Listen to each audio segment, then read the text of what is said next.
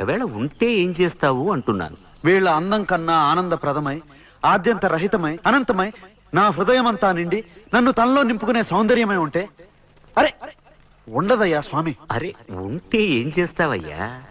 ఆ సౌందర్యానికే దాసోహం అంటాను. అయితేరా చూపిస్తాను. పద చూస్తాను.